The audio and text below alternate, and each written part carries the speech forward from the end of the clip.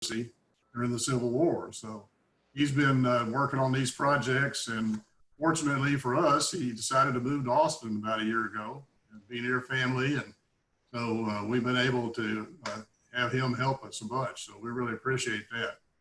I think that, Rob, you're going to have about a 40-minute presentation, I think you told me, and then we'll have questions after that. So once, you can put your questions on chat, but eventually we'll get to the point where we'll be raising hands. As y'all know, you can only see 25 names on a particular page, and we have 40 right now. So if we miss you for a minute, we're sorry, but we'll get to you when we can. So with that, Rob, we're going to turn it over to you and let you go ahead and get us started. Hey, Doug, this is Rex. Just let everybody know, I just started recording this. It says it's recording to the cloud. I have no idea how I'm going to get that off, but at any rate, it's recording. Hopefully we'll be able to recover that.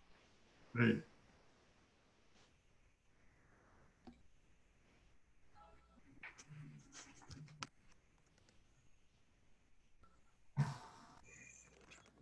Rob, you should be off now.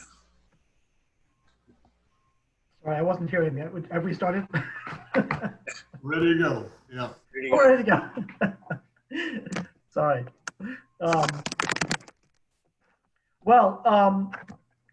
Wonderful to see everyone. It's a great pleasure to be with you today. Thank you for welcoming me here. We're living in momentous times, aren't we? All across this country and in many parts of the world, people are rising up against a history of oppression, discrimination, and violence against people of color. And in this context, what is the role and responsibility of people of faith? What is each one of us called to do? The title of my book is An Honest Trust Building, an honest conversation on race, reconciliation, and responsibility. I think trust is a pretty scarce commodity these days. What does trust mean? Do I trust myself? Do I have trust in other individuals? Do I have trust in the larger community, in the society in which we live? Today, the question may also be, who do I trust my life with? I think the greatest challenges that we face today are not technical in nature. I mean, on the very day that the US launched 2 astronauts on SpaceX Dragon, remarkable technological feat, protests erupted in more than 70 cities following the killing of an unarmed black man in Minneapolis. To me, nothing illustrates more starkly the gap between our extraordinary technical prowess and our moral failure as a nation to value the humanity of every human being. Some of you may have heard our presiding bishop, Michael Curry, in his Pentecost Sunday sermon, when he said that the real pandemic is spiritual in nature. He said we have a pandemic of selfishness, of self-centeredness in this country. And in fact, this pandemic is more destructive than the virus itself. I think underlying much of the mistrust in America today is our failure to deal honestly and courageously with the issue of race. Now, I serve on the presiding bishop's national advisory group for Becoming Beloved Community. And on a call this month with a number of folks, we were discussing 3 vital steps: personal healing, institutional change, and systemic transformation. And I think it's fair to say that all 3 are needed if we're going to succeed in building that beloved community. The thesis for my book is very simple. Building trust is the essential foundation for building healthy communities. Social action and legislation without accompanying changes in individual lives and relationships are unlikely to be effective in the long term. The the most needed reforms in our communities can only be achieved by individuals who have the vision and the integrity to call out the best in others. Without trust, we can't get to real reform. Without trust, particularly across racial lines, it would be virtually impossible to tackle virtually impossible to generate the will and to build the partnerships that are needed to tackle the most daunting challenges facing our communities. And I would argue that the great challenge facing communities everywhere is how to address very difficult historical issues and the legacies of that history. How to tell hard truth without blame or accusation. How to do this in ways that bring people together in trust to work for solutions, for profound changes in policies, priorities, and structures. The fearless uncovering of lies, false narratives, and most importantly, courageous facing of our own part, our own responsibility for the problems in our communities. The recognition that we are all on a journey. Let me just quickly tell you a little bit about myself and my own journey. As you can tell from my accent, I am not from Texas. I grew up in the UK.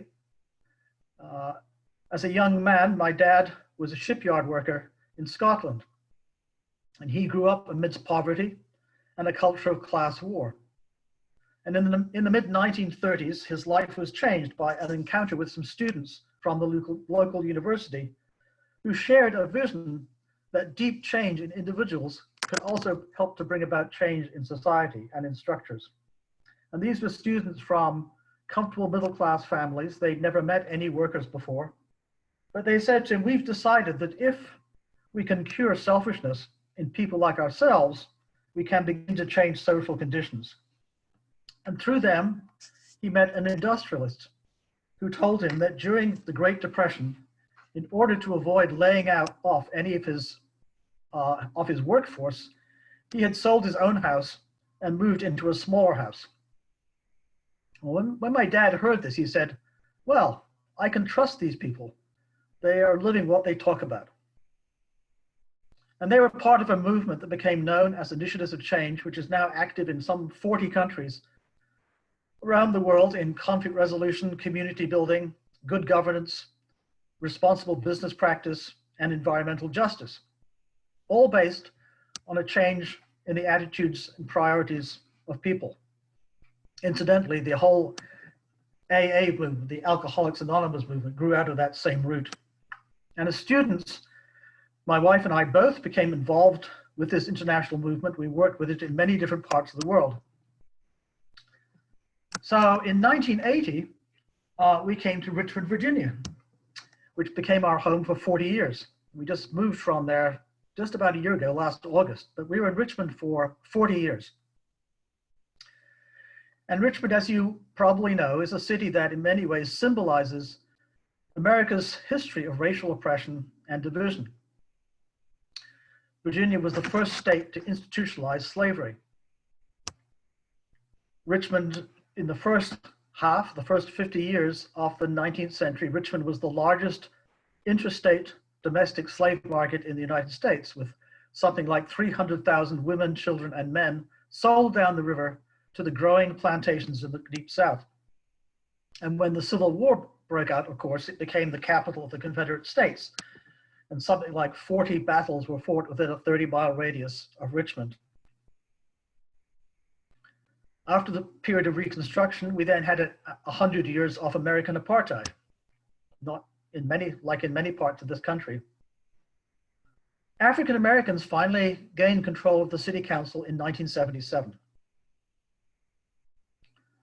But in a surprising way, in recent decades, Richmond has become a seedbed for interracial dialogue and healing in a process that has engaged all sectors of the community.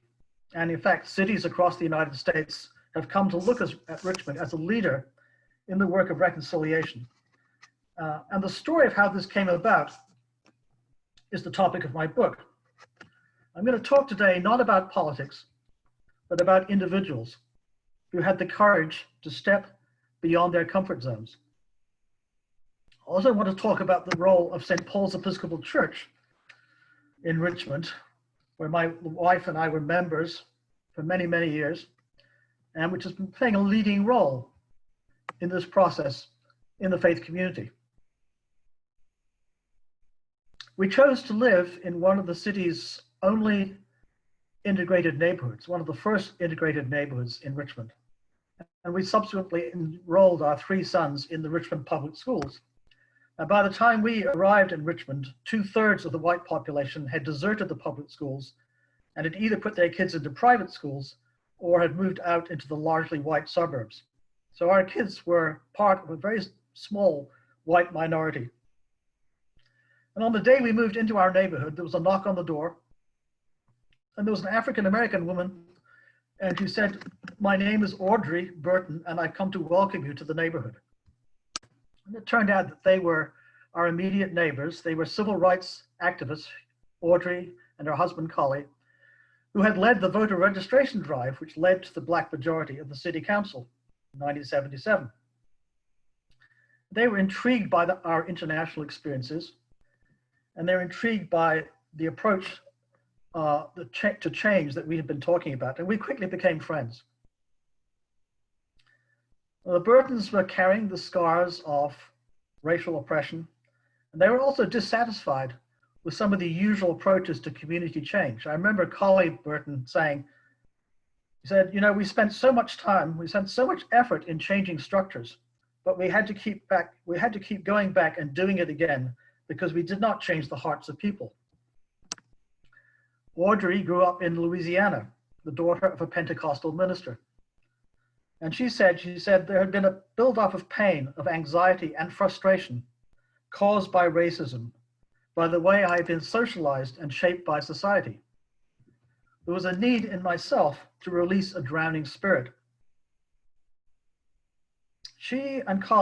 Audrey and Collie began to experiment with daily times of quiet reflection. Many years later, she told a group of community leaders, quote, "I had to reconstruct my model to become free of hostility, anger, hate, and frustration. The people we meet at the community level are full of these things. It was a spiritual transformation, not an intellectual one. Rather than constant confrontation, I learned to be quiet and to reconnect. My behavior and language changed. Way down, deep inside, God called me by name."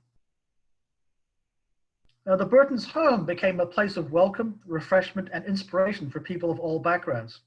Over the next few years, they and others, both Black and white, broke open Richmond's often segregated social life by hosting potluck dinners in homes across the region.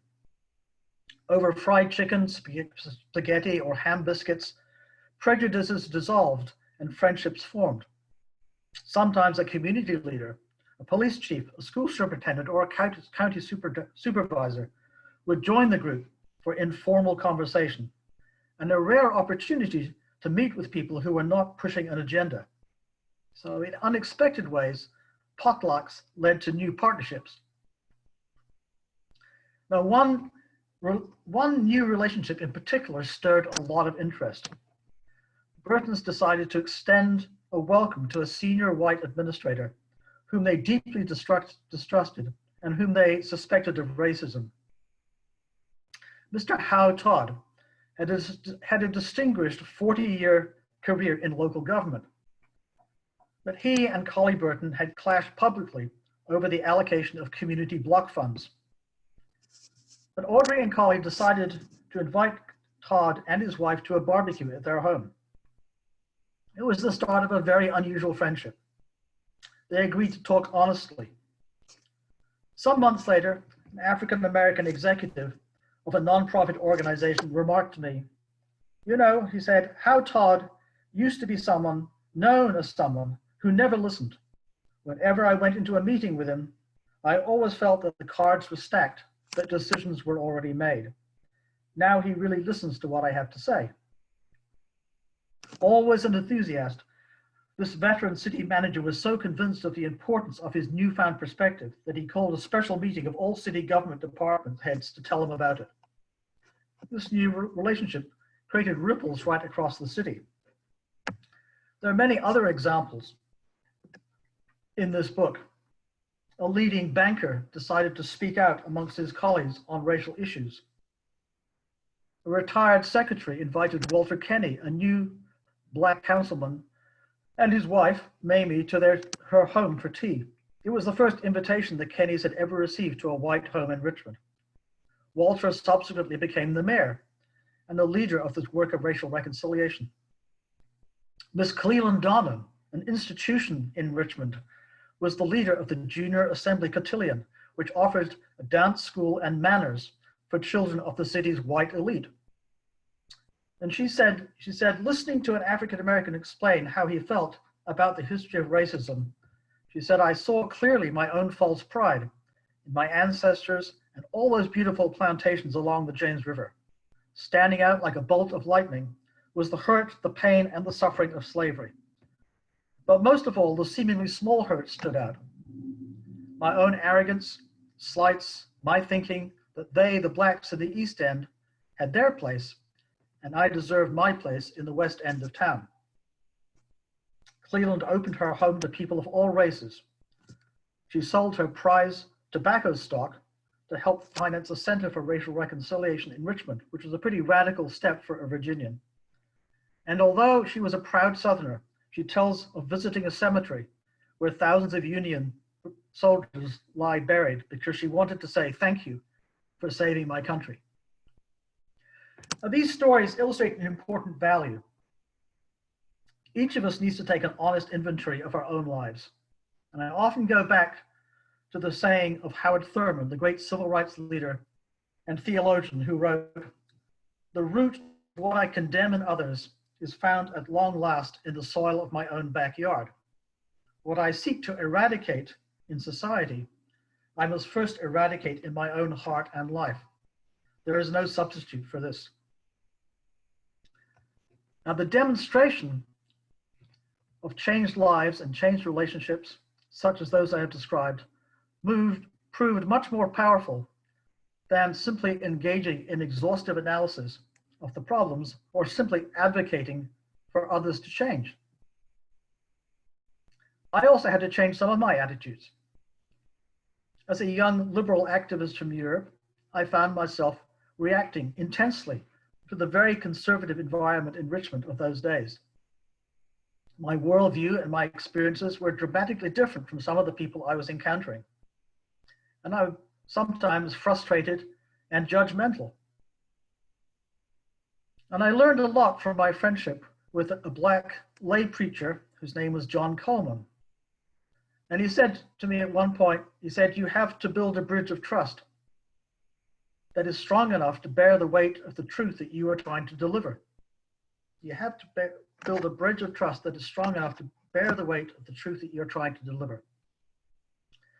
And I realized it was not my job to judge anyone, that I might actually learn something from the very people I was finding so difficult. This insight made it possible for people of all backgrounds, both liberal and conservative, to feel welcome in the process and to feel that they had a valued contribution to make.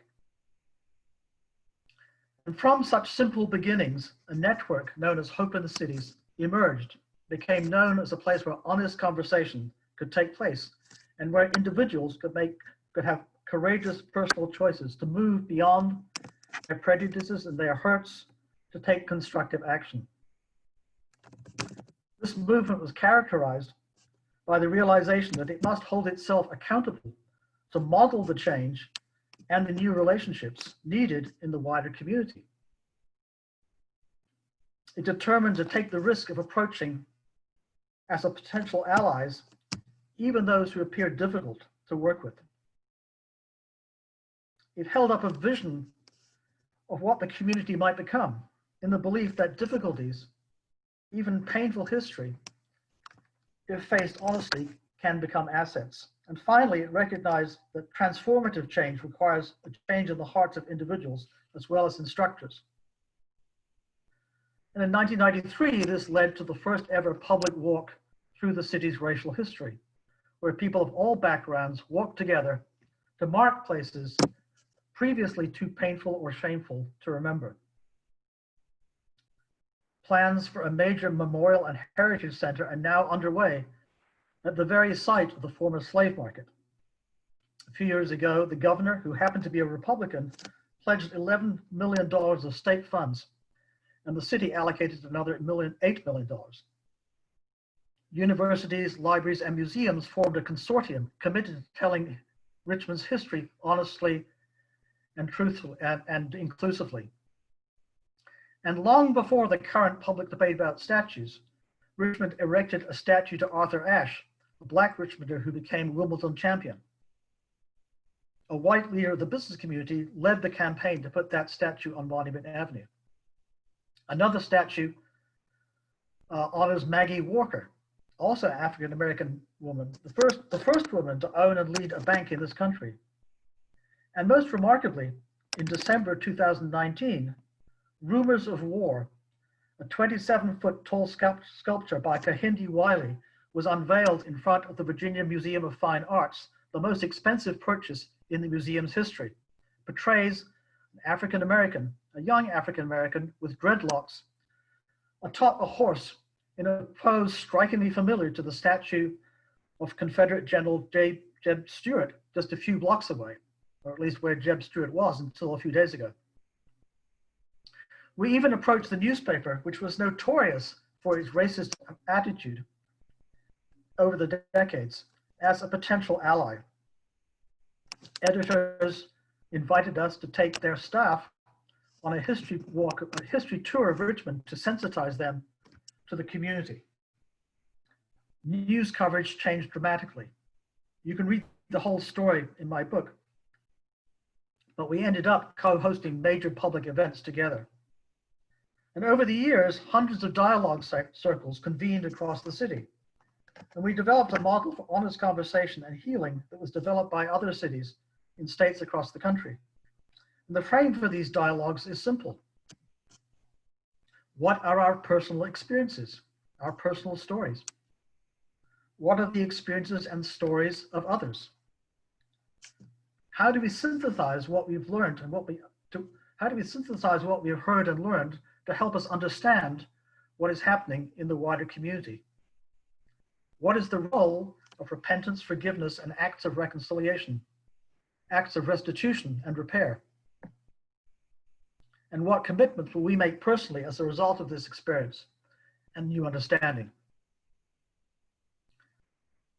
A very important player in all of this has been St. Paul's Episcopal Church. St. Paul's sits directly across the street from the Virginia state capitol. For generations, the movers and shakers have worshiped there. At the time of the Civil War, it was known as the Church of the Confederacy. In April 1865, Jefferson Davis was actually worshiping there when he was told the city was no longer defensible.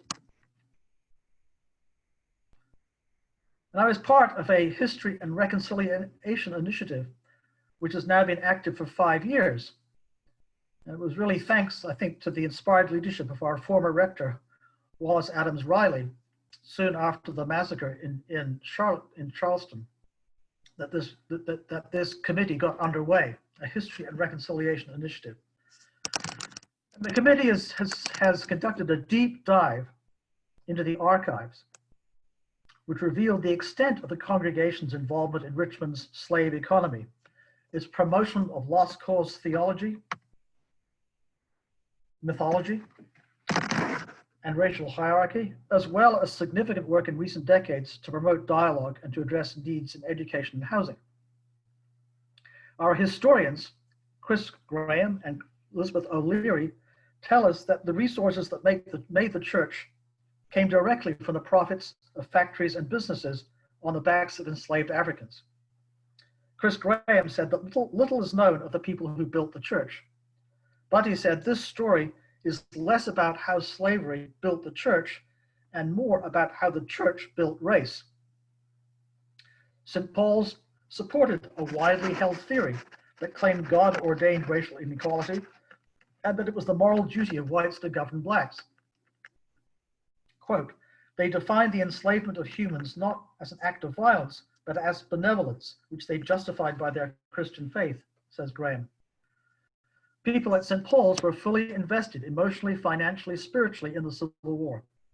Confederate leaders worshipped in our pews, and after the war, the congregation installed iconography in the Lost Cause and used magnificent stained glass windows to tell a false narrative of former glory, which denied slavery as the primary cause of the war, an early example of fake news. The land for the Robert E. Lee Monument was donated by a member of the congregation. Members of St. Paul's were delegates to the 1902 Virginia Constitutional Convention, which disenfranchised probably 90% of African Americans through poll taxes and literary tests to reassert white supremacy. This led to 86 years of rule by the segregationist Democratic Party. In the first part of the 20th century, the church was eager to improve, quote, race relations and promote charitable causes, but only within the context of Jim Crow segregation. St. Paul's members were involved in redlining that prevented blacks from purchasing homes in white neighborhoods, and in the decision to purchase a highway through the heart of the thriving African American business community. However, in recent years, St. Paul's has incubated important efforts such as the MICA initiative, which inspired scores of congregations to support elementary school children and their teachers, particularly in high poverty areas. And members of the congregation were instrumental in the development and support of the Hope in the Cities movement as we launched its campaign for honest conversation on race, reconciliation, and responsibility, including Richmond's first walk through its racial history. The church has removed all Confederate iconography from the building. The History and Reconciliation Initiative hosted racial healing circles with members of the congregation, which met for a series of 4 dialogues in small groups. We welcomed Bishop Curry at a public forum, which we entitled Bending Towards Truth, a forum on race and religion in Richmond. Up to 500 people from across the region heard panels of historians, clergy of various denominations, and the leader of a foundation focused on health. A statement printed as the introduction for a service of remembrance and repentance on that Sunday summarized the key findings of the historical research, and it concluded, quote, "While our church is rooted in great injustice, our story reveals great transformation and courage among all the members who we have not remembered, as we do our famous war heroes. Taken together, this whole story provokes us to think about repentance. To repent is to turn around. We are turning. There is more turning yet to do. We humbly acknowledge that this service of remembrance and repentance is but a step along the journey." Unquote. Church is now in the process of considering what tangible reparation steps it can make to the Richmond community. And our historian, Chris Graham, has just completed a book documenting this whole process entitled Blind Spots, Race and Identity in the Southern Church, which hopefully will be published sometime next year. Over the past few days, I've talked with 2 colleagues in Richmond who were central to this whole process at St. Paul's about some of the key learnings and insights from this experience.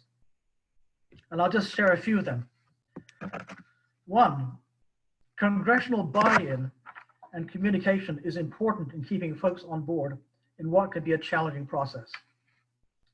Process may be slow, and that can be really frustrating, but a deeper, more authentic engagement that will by necessity take time will result in a deeper and more authentic sense of repentance and a course of action to work on repair.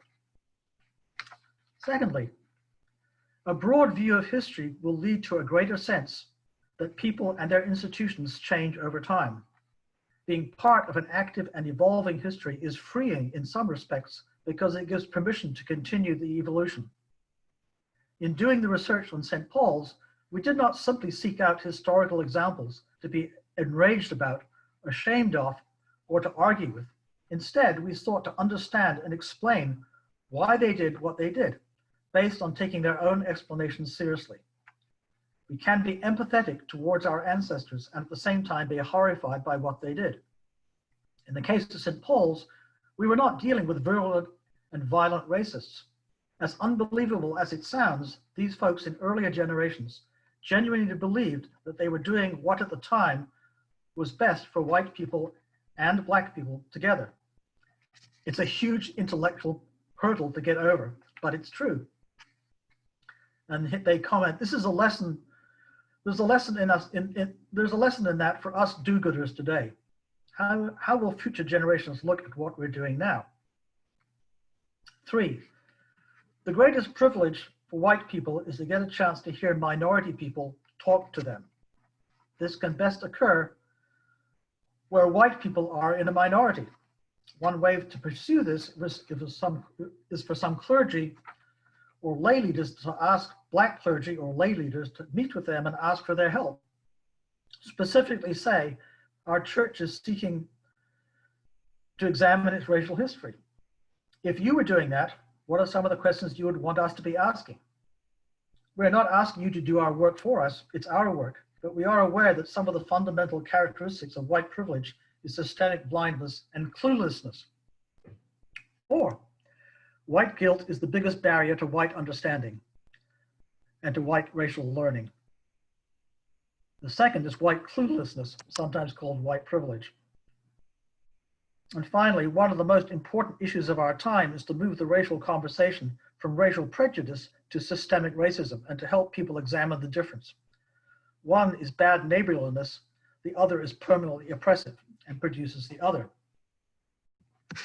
Those are just a few of the insights from the St. Paul's experience. And let me just conclude by saying for now, just want to underscore that the inequalities and injustice America faces are not just the work of overt racists. They are also the result of daily choices and priorities of millions of people like me and you. For example, local police are often asked to operate in communities traumatized by decades of public policies enacted by locally elected governments. We've created gated communities with armed security to keep out, quote, those people. We resist paying taxes to support people who are different from us. Until the late 1960s, the practice of redlining denied home mortgages to minority communities, resulting in huge wealth disparity of now 10 to 1 and concentrated poverty in many urban centers. When the housing market crashed in 2008, these same communities were victims of predatory lending. In 2011, Hope in the Cities and some key allies at St. Paul's and in other nonprofit organizations launched a citywide project using census data collated by a highly respected university professor to illustrate the correlation between race and poverty. We looked at the decision to build an interstate highway through the heart of the Black business community, destroying something like 300 homes, businesses, community centers, and churches.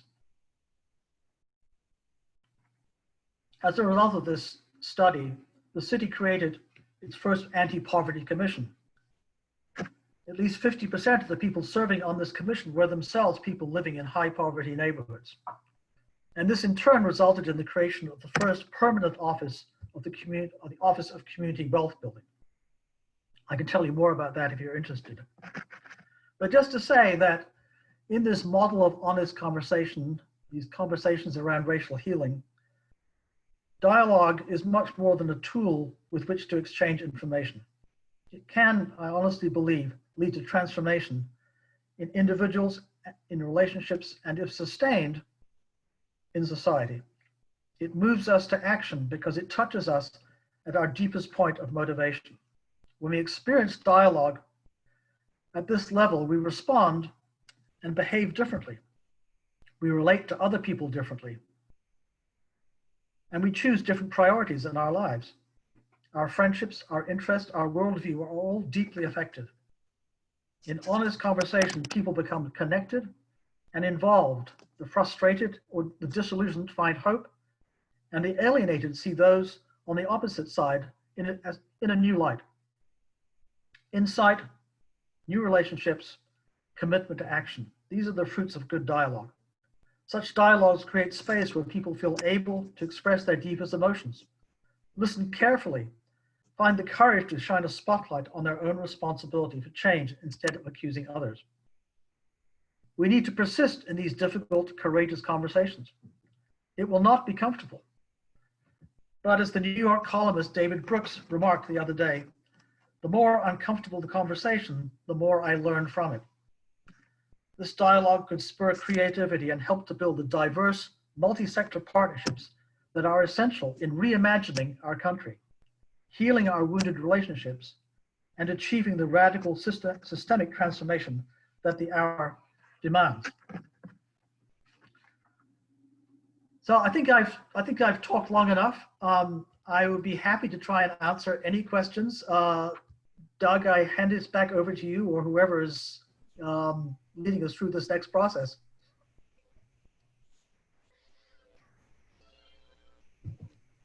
Rex is going to handle the questions. Okay. So Rex, All right. go ahead and tell us what you found here. So again, I already see some hands up, but I'm going to go to a question that Wayne asked in the text, in the chat thing. He asked at this early juncture, what do you feel the change you have described can increasingly take place in Austin? I think it'd be presumptuous of me to make too many statements about Austin. I'm a newbie here. You know, I'm just getting to know the city, and of course, the recent lockdown has made it even harder for me to to get out and around. So I'm not going to pretend that I know. My sense is that Austin is a city that probably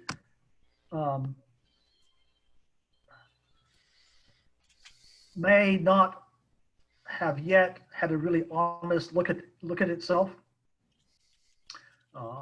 African-American professor at the university said to me a while back, he said, the trouble with Austin is it believes its own PR.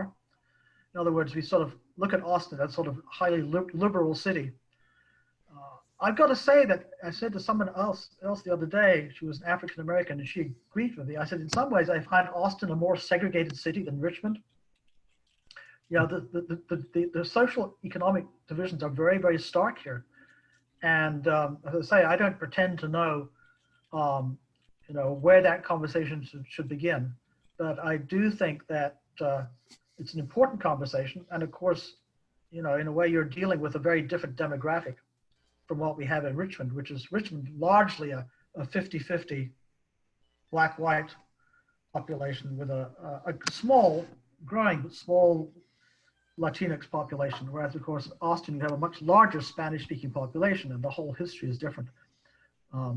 So I don't know, Wayne. I think you guys are in a much better place than I am to be able to make that judgment about where that needs to start. Dora, you have your hand up.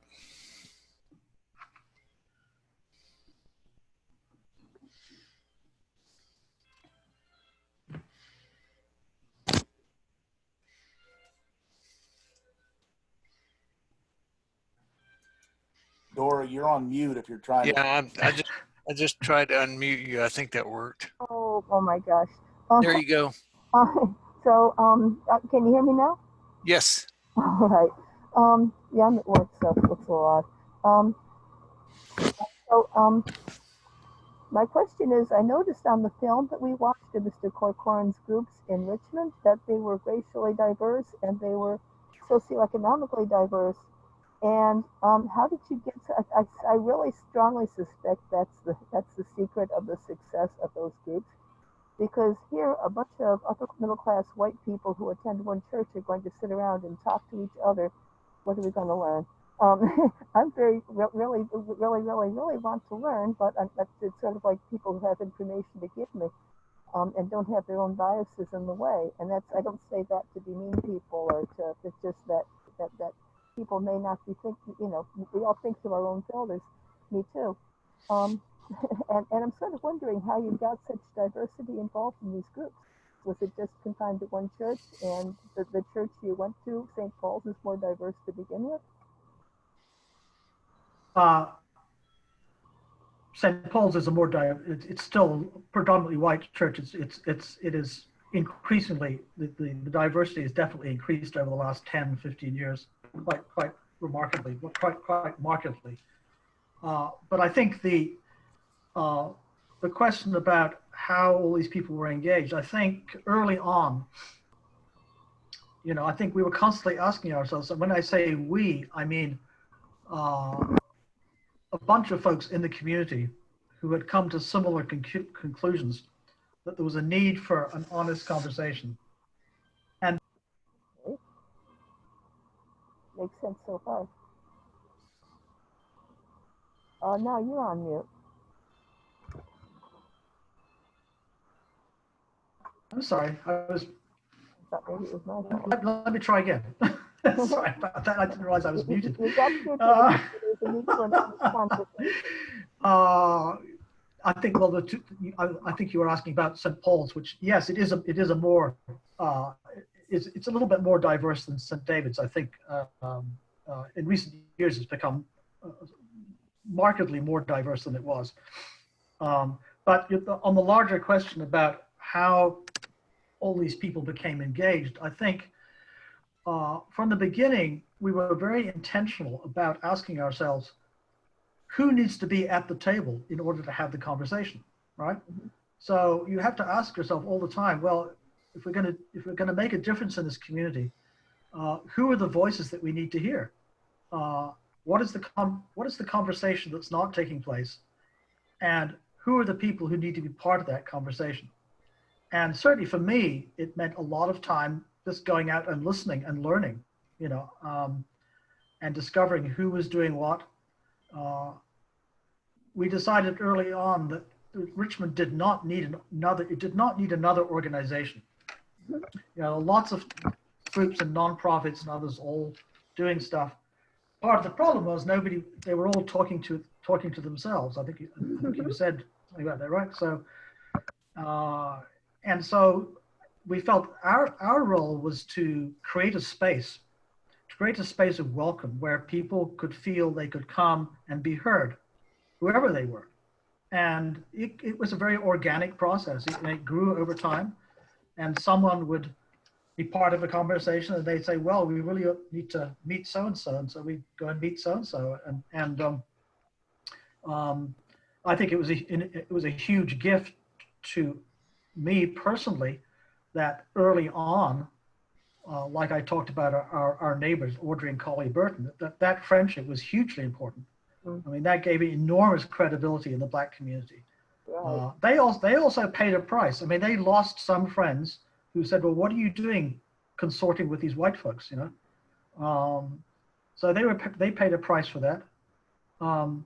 But I think it was that sort of individual listening, building relationships, discovering who's doing what, but constantly asking ourselves, who needs to be at the table, and how do we invite them in such a way that they're going to feel valued and welcomed. Feel that they're in our city, please, things might change in a few years. I said I have an idea. If you please stay in our city, things might change in a few years because they'll figure out how to do it. Austin is so entrenched with certain groups of people being who we talk to, or who's really people, or what certain views. It's just sort of it's hard to. It seems like it almost may take you being here to change it. I think you have to try and focus. Change takes time, right? So trying to figure out, okay, where's the place to start? I think my experience is if you try and do everything, if you try and deal with all the issues, you end up not actually hitting any of them because your energy just gets diffused. So trying to find out, a friend of mine often talked about this, what are the hinge issues?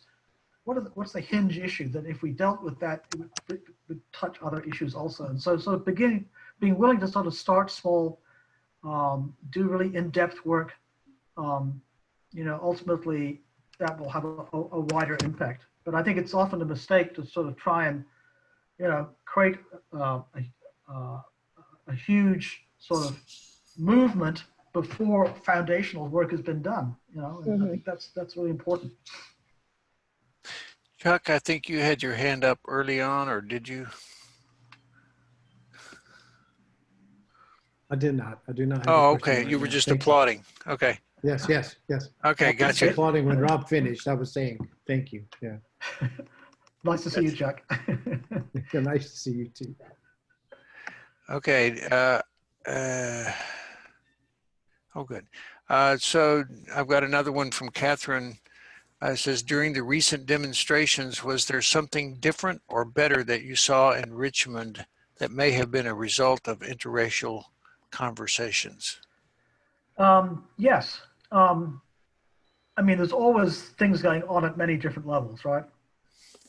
So I have some friends. I got one friend in particular who was, her role is an agitator. So she was out there, at the forefront, doing her thing.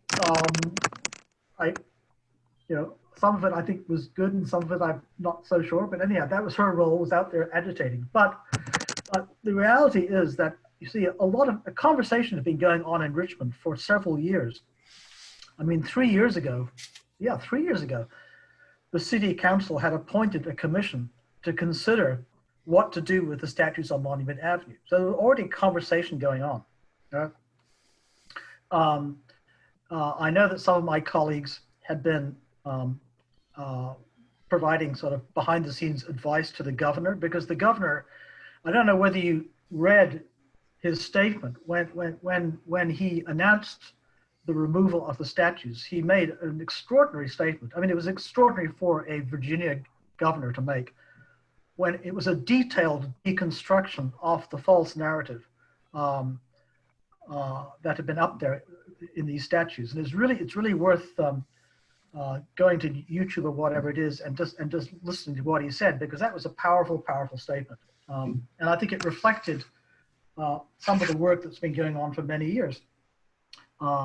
Two of the people who, I mean, we run in Richmond, we've been running what we call a community trust building fellowship, which every year trains or gives leadership formation to about 25 people from all different walks of life in some of these skills that we've been talking about today.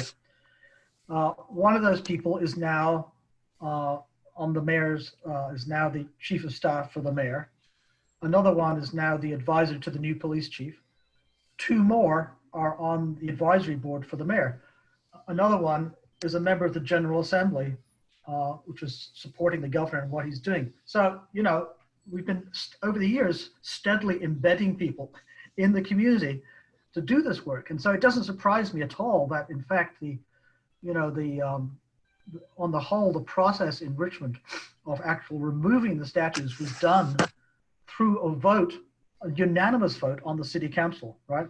And there's a unanimous vote on the city council to remove the statues. And the only thing that's now awaiting is simply the Robert E. Lee one, which is on state property. And there's a lawsuit holding that up, but I think it's only a matter of time before that one's resolved too. So, I mean, I felt good about the fact that this actually was carried out through the government democratic process, through a clear vote on the city council.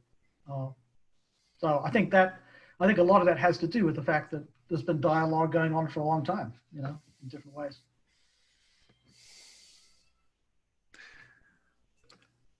Rob, I thought it was interesting, something you said a few minutes ago, and I'm not sure who you said this, but that the problem with Austin is that it believes its own PR. I think that's an apt statement. Having grown up in Austin, we feel different here, and what I've learned in growing up is it's very different than what I learned. The way Austin was is very different than the way I learned that Austin was in growing up. So I think that's really interesting. Barbara, you've got your hand up. Unmute here, if you'll Hang on. She's muted. Yeah. Okay. Try. Yeah, there you go. There we go. I just posted on the chat, but I don't see it posted to everyone. It's just here at the bottom. But I just wanted to say that if you want an unvarnished look at segregation in Austin, one only needs to read the brutally honest words of Alberta Phillips and Dr. Brown of Dell Medical School on the front page of today's Austin 360 section statement. It is brutal. And Okay. so I'll check that out. Thanks. So, Chuck, do you want to just unmute and tell us Sure. your question? This is well, it's an outlier. It's not really related to our church or our work here in Austin, but the process, Rob, that you were talking about in Richmond, I just wondered if anybody knew if the same thing had happened in Mississippi, because they changed their flag so quickly, it seemed. I mean, at least as far as my awareness of it. And that doesn't seem like the kind of thing that would happen quickly without an enormous amount of behind the scenes work. I don't know directly, but I know that I do know that the University of Mississippi, that the university has had a embedded in it for quite a long time, a pretty important racial reconciliation center. Its name's gone out of my head right now, but I do know that that's been at work, and I think it's from what I could understand, the sort of the word off from the university was a pretty important sort of, I think, factor in the final determination. But I don't know, Chuck, exactly what all that process was. I suspect that, I mean, I do know a number of people who've been working on some of these issues in Mississippi for some time, but I don't know exactly what transpired on this particular one. It's a good question. It'd be interesting to find out. Thank you. Thank you. Edith made a comment that that she has some friends and family that were very involved in it. Okay. Okay. Yeah, I'd love to know what happened there. So Mary Rose, you have you have your hand up. You want to speak?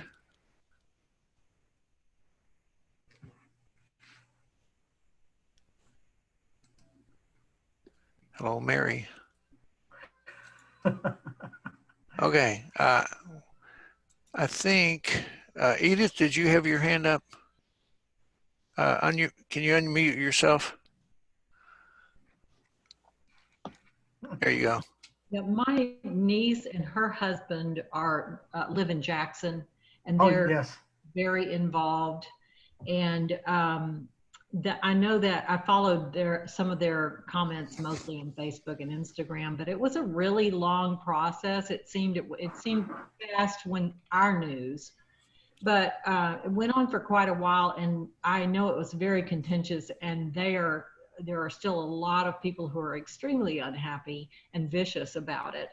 I know that they were just thrilled and really worked to help get that through. My niece's husband, Alan Lang, is involved with this group called Y'all Politics.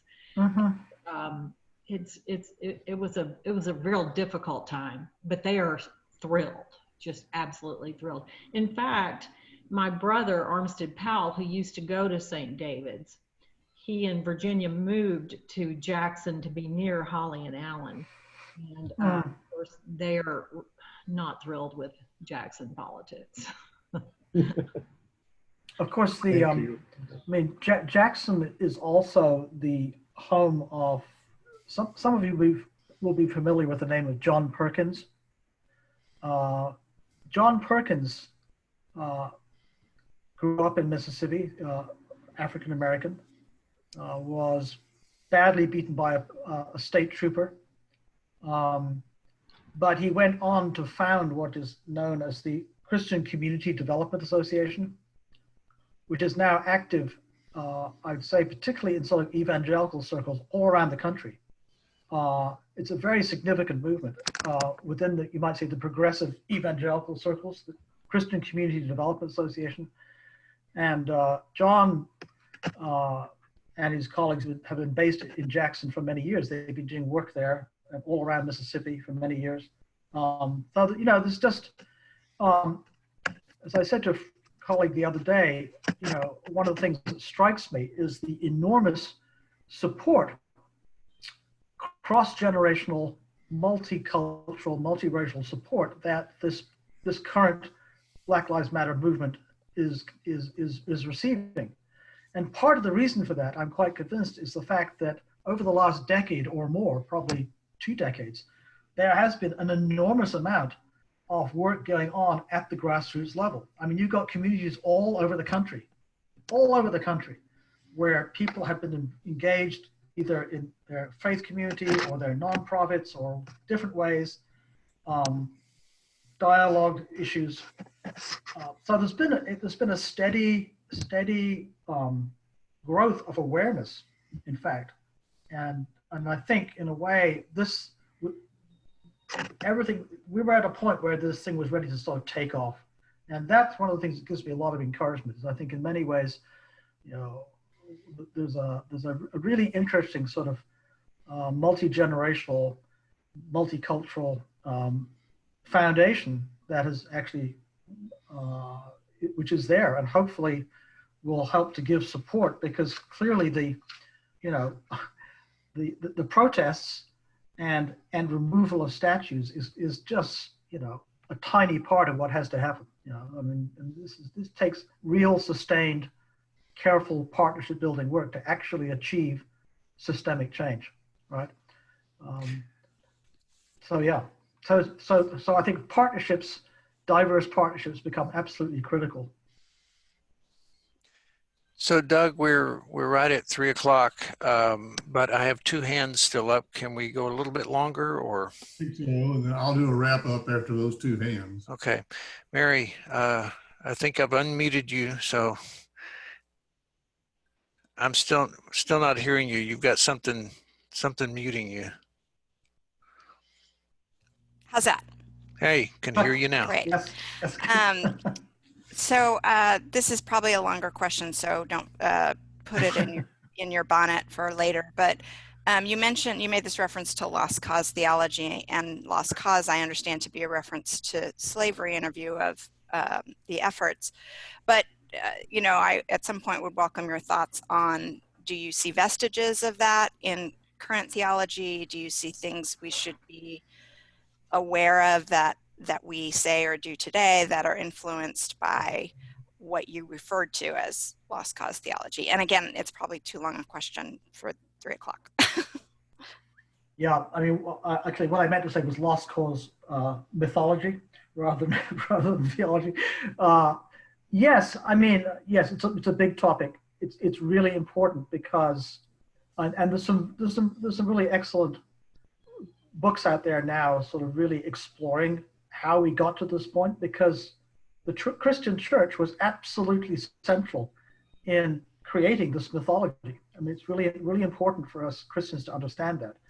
You know, probably one of the most comprehensive books, a comprehensive book in all of this stuff is Stamped from the Beginning, a book called Stamped from the Beginning. It's a really important book. I mean, it really sort of documents how this thing grew, you know, and so it's been so deeply embedded, and I think, you know, I think for me the sort of challenge really is how do we now overcome this sort of false narrative of a human hierarchy based on race or whatever else might be, and really value every human being. You know, this is where I think anti-racism by itself does not go far enough, right? We've got to go beyond that to be for something.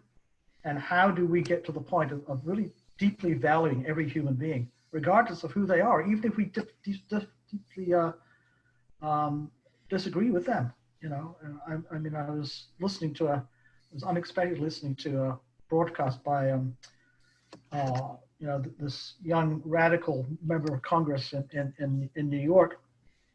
You know, her views are very, very far to the left, but she was basically saying, you know, as a Catholic, I believe that every individual is holy. Every individual is sacred. Even the people, on the far right of the Republican Party, who I strongly disagree with, I have to acknowledge the sacredness of that person. And I was very surprised to hear her say that, because that was not the image that I had. But I think, how do we get to that point? I think is really challenging. And that's part of what we have. So I think this deconstructing of that whole mythology is going to be an important piece.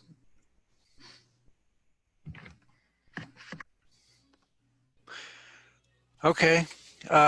Dora, are you? Well, my question's real short. I went off and tried to find that Austin 360 piece, and I have a subscription, but they make you jump through hoops to read the image of the paper that's like you can't read anyway, and I couldn't even log into it. So, what's the title of it, and what's the name of the person who said that, so that I can call her up later if I just can't get anywhere? Doug? I think that was Barbara's comment about the statesman. Is that what you mean, Dora? Yeah. Oh. It was in Austin 360. Yes, that was my comment. The Austin Statesman today, Austin 360 section. Okay, so I'm saying I can't get to the Austin 360 section. What's the name of the article?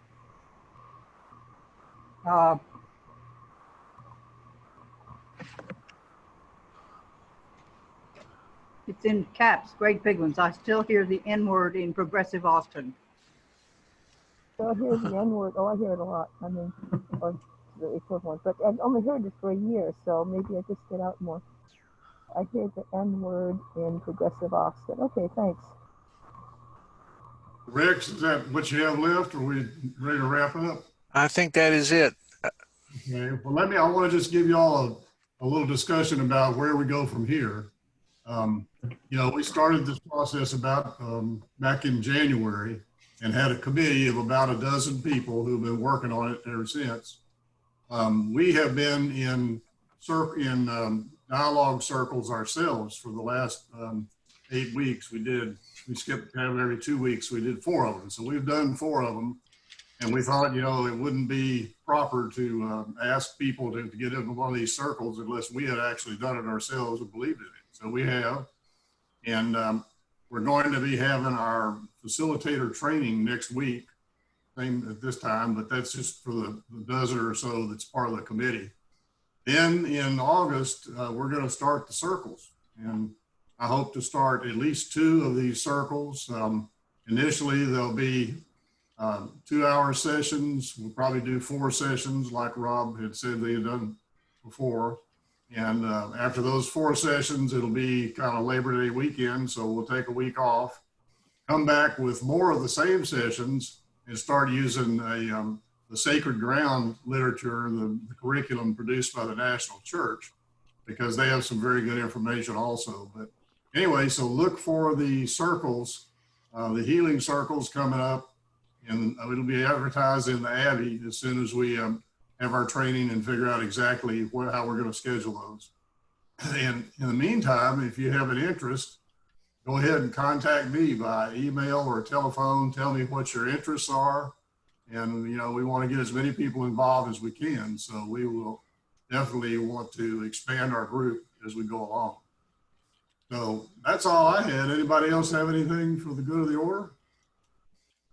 If not, I think could I just thank Rob very much for your time today, Rob, and I also want to thank Doug and all of you who have already been working on this. And I just think I want you all to know, just because when Doug was elected to the vestry in January, he said racial relations was the top thing on his list, and it's been on his heart ever since. And so, well, it's a 1.5 years now, not just this year. So he's been working this for a long time, and I appreciate God putting that on Doug's heart and helping us as we navigate all this together. Okay. Well, thanks, everybody. We're sure glad y'all showed up, and we'll be in touch. So y'all let me know if you want to be involved. Thanks, everyone.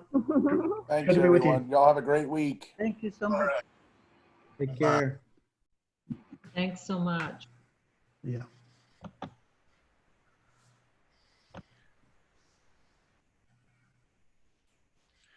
Doug? I think he's gone. He might be.